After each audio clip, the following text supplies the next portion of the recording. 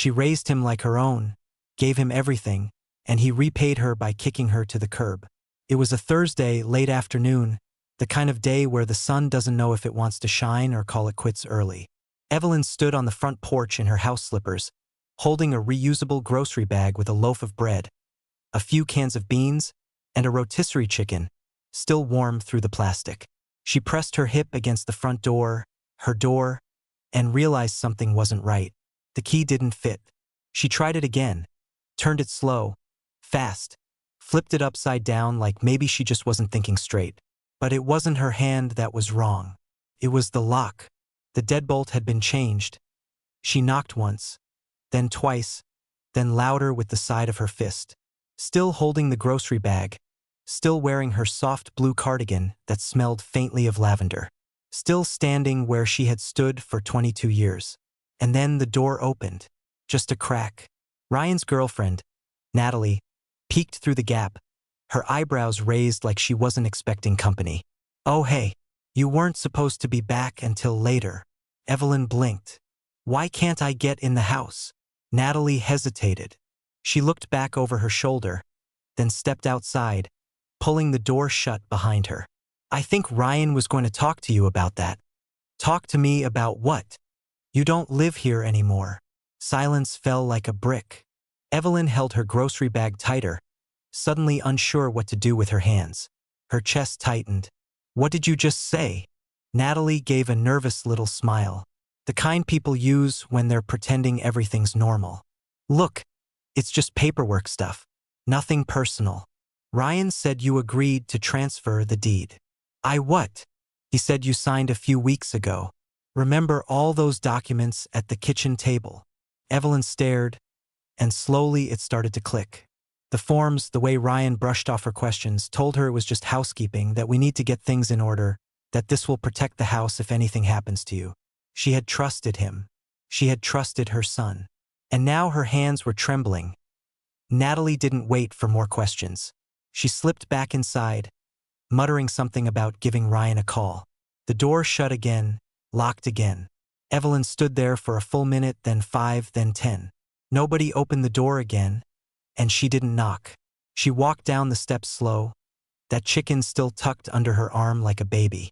She didn't know where she was going, but she knew she wasn't going back inside. But Ryan hadn't just taken her house. He took something deeper, and Evelyn was about to remember exactly who she was. Long before any of this, before the paperwork, before Natalie, before her front porch became foreign, Evelyn had been more than just a woman in a house. She had been a mother, and not just to anybody, to a child nobody else wanted. Back in 1996, Evelyn was working the night shift at St. Joseph's Hospital in Jackson, Mississippi. She was a floor nurse, tough, reliable, soft-spoken. A woman who had long since made peace with not having children of her own after 2 miscarriages and a failed round of IVF. The grief was a scar, invisible but deep. And then one night she met Ryan. He'd come in with a broken wrist, barely 2 years old, pale, underfed, wearing a t-shirt at just 3 sizes too big with mustard stains on the collar. His foster mother didn't even stay at the hospital. Dropped him off with child services and left. Evelyn didn't go looking to adopt. But sometimes God doesn't knock. Sometimes he just sits a baby in your arms and dares you to put him down. Ryan was silent for the first few days. Just clung to her scrubs like a vine. Wouldn't speak to anyone. Wouldn't eat unless she fed him. Something about her made him feel safe. And that was enough. 2 months later, she filed the first set of papers. 6 months after that, he had her last name. Her friends thought she was crazy. A single black woman in her late 30s adopting a white toddler with behavioral issues. "Girl, you trying to save the whole system?" "No, just this one," she'd reply. Evelyn gave Ryan everything she never had. A bedroom with a race car bed, packed lunches with his name and marker, swimming lessons, piano lessons, Saturday trips to the zoo. He had asthma. She found the best pediatrician. Trouble reading. She hired a tutor. She taught him how to braid hair using his action figures so he'd know how to care for a future daughter. She made him write thank you notes after Christmas. And she never once missed a parent-teacher conference. But not everything was perfect. As Ryan grew older, things changed. By middle school, he started asking questions. Why do I look different from you? Why do people stare at us in the store? Why does everybody think I'm adopted? She always answered with the same words. Because you are. But that doesn't mean you're not mine. He never fully accepted it. In high school, he grew distant. By college, he barely came home. And when he did, it was always quick. An overnight visit, a dinner, a hey mama, before rushing out with his phone in his hand. But Evelyn never complained. She kept the lights on, kept his old room just the way he left it, kept believing that love, even quiet love, was enough. Then her husband passed, and suddenly Ryan started coming around more. He was helpful at first, cleaning gutters, mowing the lawn, reminding her to take her blood pressure pills. He'd bring Natalie sometimes, and they'd sit on the porch while Evelyn made cornbread and watched Jeopardy. She thought things were healing. But what she didn't know was that Ryan hadn't come home to rebuild. He came to take inventory. And by the time she realized it, her name was off the deed and her trust had been sold for scraps. But a mother doesn't forget. And Evelyn was already remembering every sacrifice she ever made. Evelyn spent that night in her car. She parked it 2 blocks down from the house. Well, what used to be her house, in front of a row of duplexes with peeling paint and plastic chairs on the porches. She didn't cry, not once. But her hands stayed locked at 10 and 2 on the steering wheel, even after the engine was off. The rotisserie chicken sat untouched in the passenger seat, cold now, grease soaking through the plastic. She stared out the windshield, her eyes fixed on nothing. Grief has a way of sitting heavy in your lungs, not just from losing people, but from realizing who they never were to begin with. When her husband Leonard passed 3 years ago from a misdiagnosed blood clot, Evelyn thought the pain couldn't cut deeper. He had been her balance, a man of few words, all weight. They met at church, fell in love over fried catfish and Bible verses, and spent 29 years building a home that rested on faith and forgiveness. But this pain, this betrayal, it had a different sting.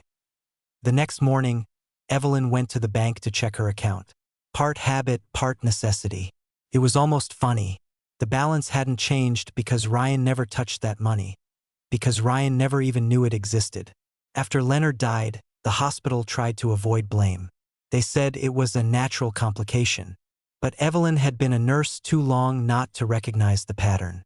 She pressed, filed complaints, consulted with an old attorney friend, and 2 years later, she won a malpractice lawsuit that no one thought she could. $9.5 million. She didn't tell a soul, not even Ryan. She moved it into a separate trust under her maiden name, split across a handful of accounts. It wasn't out of paranoia. It was peace of mind, a secret, sacred thing. Because money changes people, and some things are better left under the radar. That day, sitting in the bank lobby with her ankle swollen and her spirit cracked in two, Evelyn realized something else. Ryan didn't just betray her trust. He underestimated her. She may not have had the house anymore, but she had resources. She had knowledge. And she still had one weapon Ryan had never learned how to use. Patience. So she booked a motel room in Meridian, paid in cash. 2 nights, no questions. She needed a plan. But more than that, she needed to sit still and remember who the hell she was. She flipped through an old notebook she kept in her purse, full of prayers, phone numbers, and handwritten reminders to call her cousin in Lafayette. At the back of it was a note she'd scribbled years ago, the day the court settlement came through. Don't let money make you loud. Let it make you quiet. Let it buy you time. She smiled at the page. Ryan thought he kicked her out, but he had no idea he'd just set her free. But freedom doesn't mean comfort. Not yet. And Evelyn still had some fires to walk through before she rose again. The first time Ryan put a stack of papers in front of her, it was a Sunday. Evelyn was sitting at the kitchen table folding dish towels while the oven ticked away at a sweet potato pie. Her knees ached that day. Rain was coming. She could feel it in her bones, but she smiled through it. Ryan had stopped by without calling first, and even though she didn't like surprises, she told herself maybe he missed her. He walked in wearing one of those slim, fitted dress shirts that looked like it belonged to someone else's body. Natalie followed behind him, barely looked up from her phone. "Hey, Mama," he said, giving her a half hug. We brought some papers. Nothing serious, just stuff to help with taxes and the house. Cleaning things up on the back end, you know? Evelyn furrowed her brow. What kind of papers? Ryan pulled out a folder like a magician with a deck of cards. Trust paperwork, real estate transfer, some power of attorney language. We had it reviewed. Natalie's firm does this kind of stuff all the time. Totally standard. Natalie chimed in from behind her screen, not looking up. It's just a way to protect your assets, Miss Carter. Avoid probate. You'd still be covered for everything. I didn't ask to avoid anything, Evelyn said quietly, her hands resting on the unfolded towel. Ryan chuckled. I know. That's why we're doing it for you. Look, if something happens to you, God forbid, it would be a mess to untangle the house and your name on all the documents. This just makes sure things stay in the family. Evelyn stared at the paper. The letters swam a little. She didn't wear her reading glasses often. She hated how they pinched the sides of her nose. Ryan noticed. Here, he said, handing her a pen. I highlighted the signature lines. You don't need to worry about the rest. I already went over it with them. She hesitated. She wanted to say something. Something like, I should probably have someone look at this. Or, why do you need power of attorney now? But Ryan was her baby. Her little boy who used to cry when she walked past his crib.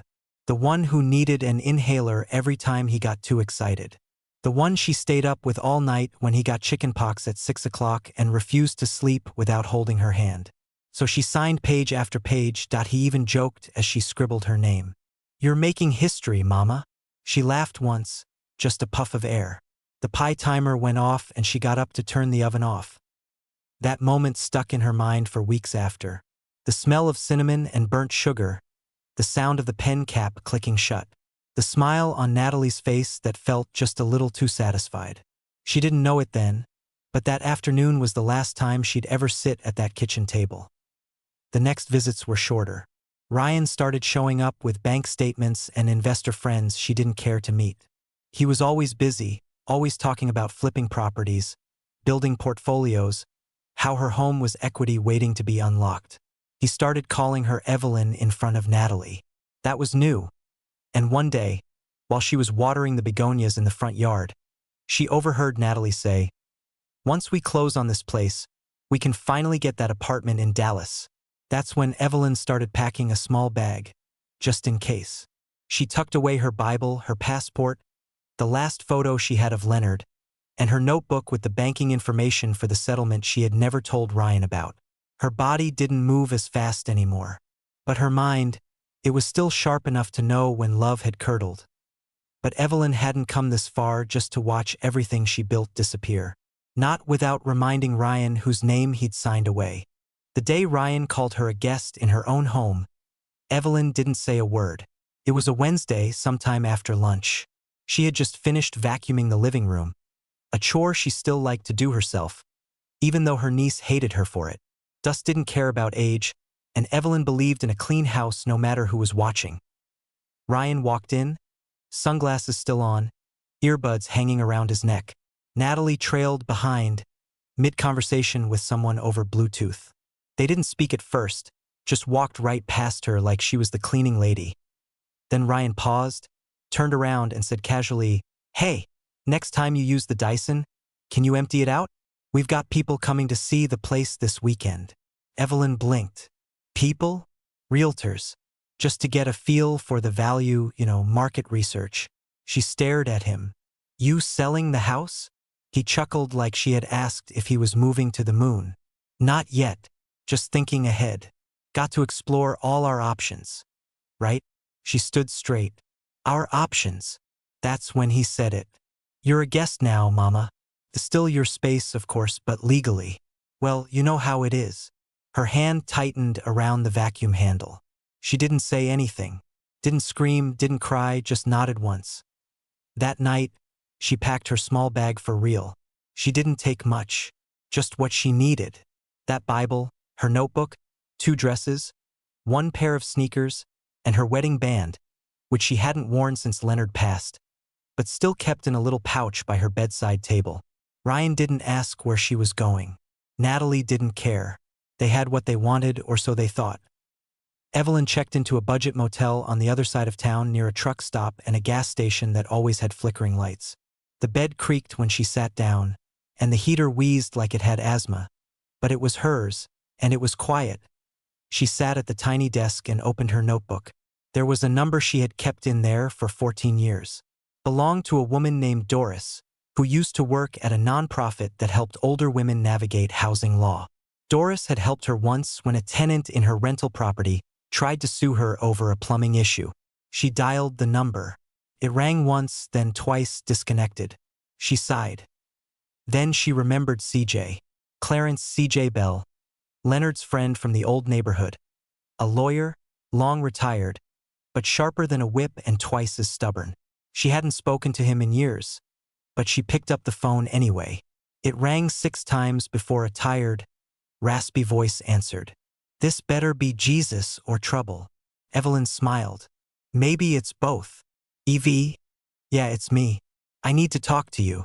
But CJ didn't need much convincing, because real friends remember when someone shows up with a casserole after your surgery, and he'd been waiting for a call like this. CJ met her at a diner just off I-20 the next morning, the kind of place that still served coffee in heavy ceramic mugs and called everyone Han, whether they were 5 or 85.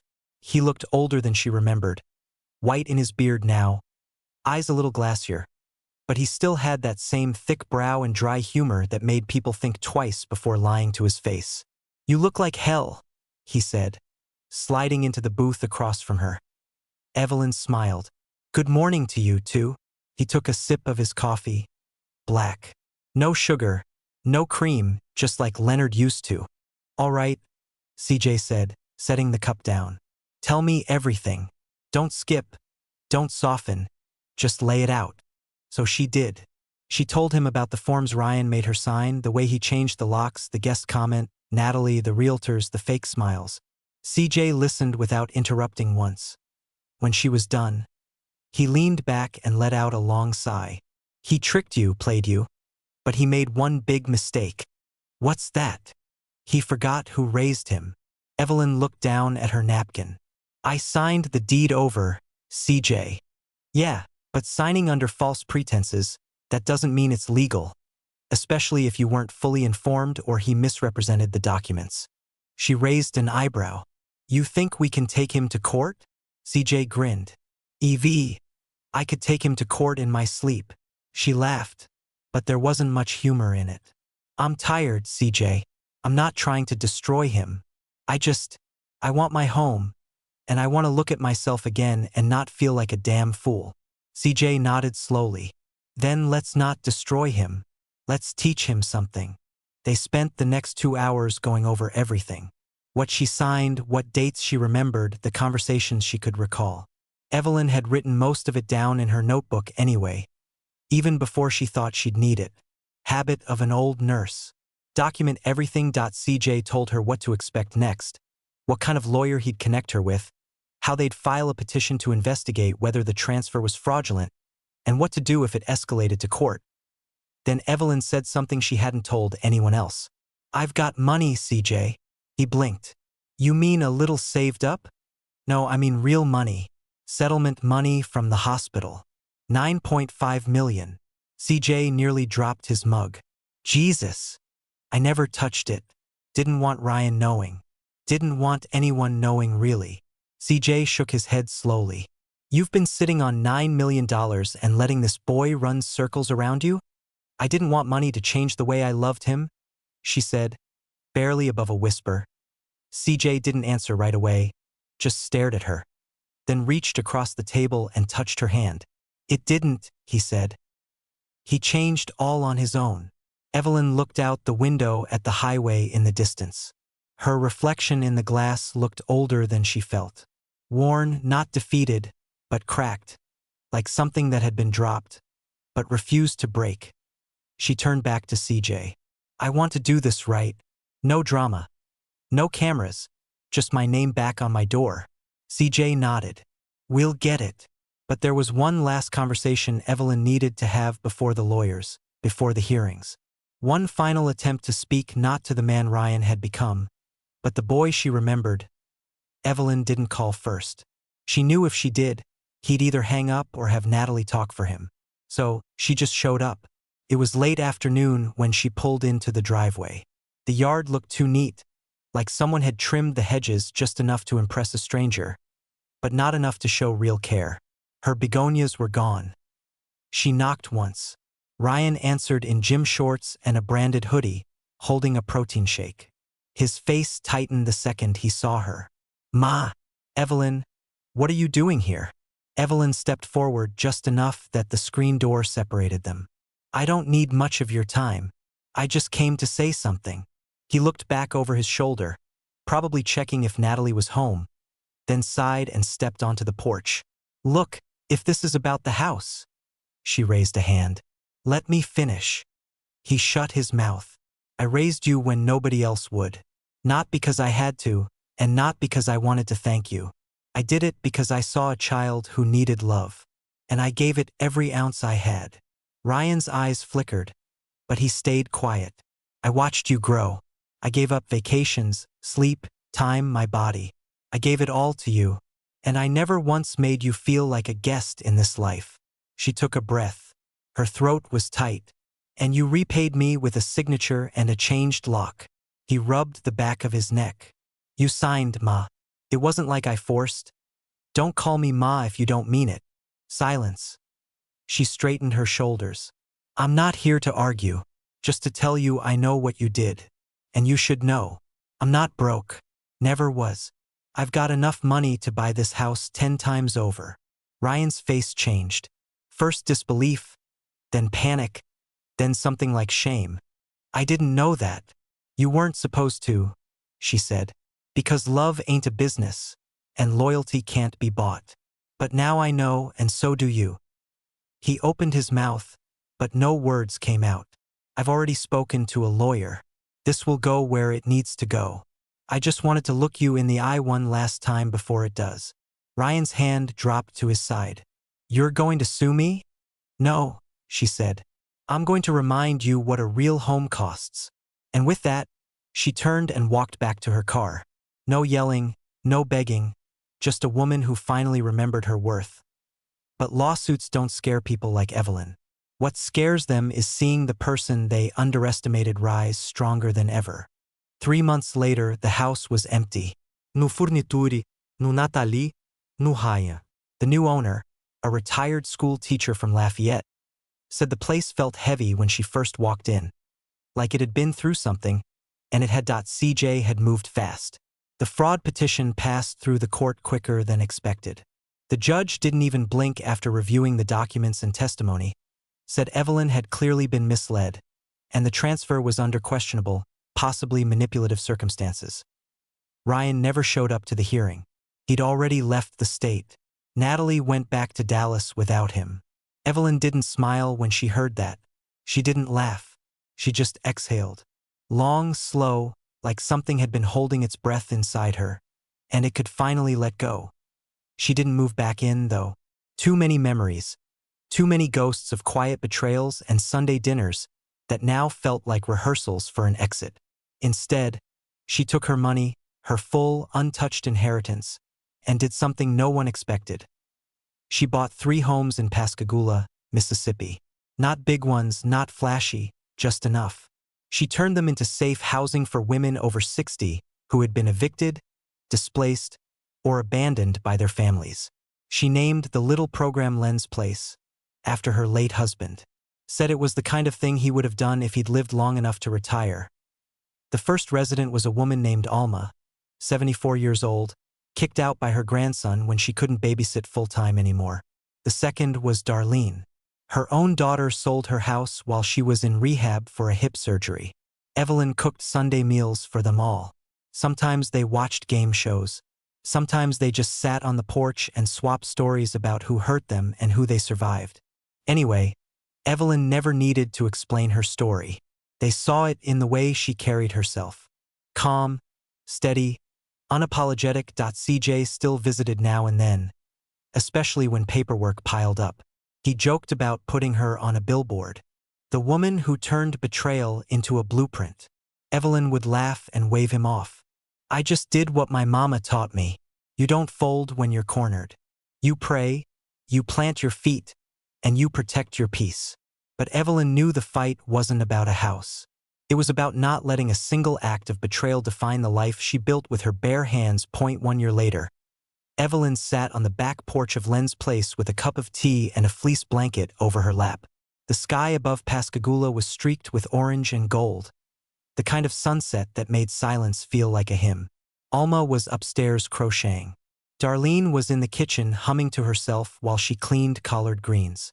And Evelyn, for the first time in a long while, felt still.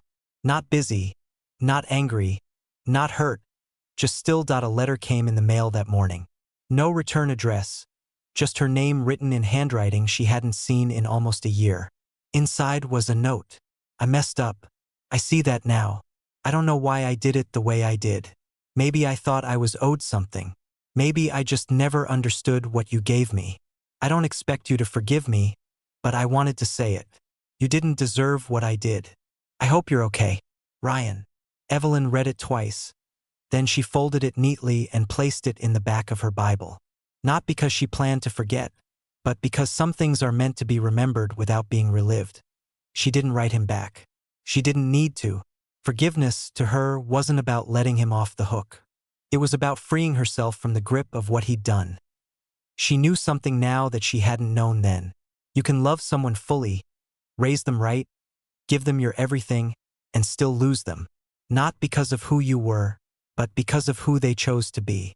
And that's not your shame to carry. Evelyn leaned back in her chair as the crickets began to tune up their evening song. She closed her eyes and breathed deep, the kind of breath that fills more than lungs. Filled memory, filled meaning. A home wasn't just a roof. It was the people under it.